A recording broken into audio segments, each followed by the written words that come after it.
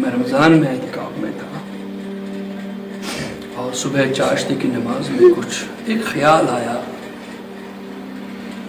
میں نے کہا کہ اللہ کو طاقت ہے نا, وہ قدیر ہے, ہر ایک چیز پر قادر ہے, ہر ایک چیز پر قادر ہے, ہر ایک چیز پر ہمارا اللہ قادر ہے.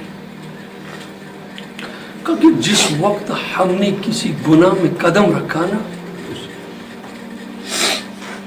پوری دنیا ہمارا نظارہ کرے گی, دیکھے گی, مگر شاید مجھے لگتا ہے اللہ کو ہمارے ساتھ اتنی زیادہ میرے دوست محبت ہے, شاید اللہ تعالیٰ اس وقت وہ اپنی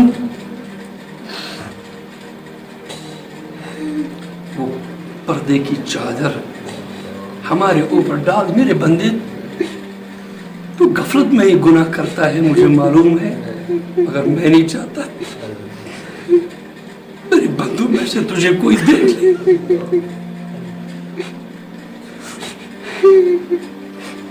پر کیا اب تک اتنے سارے گناہ,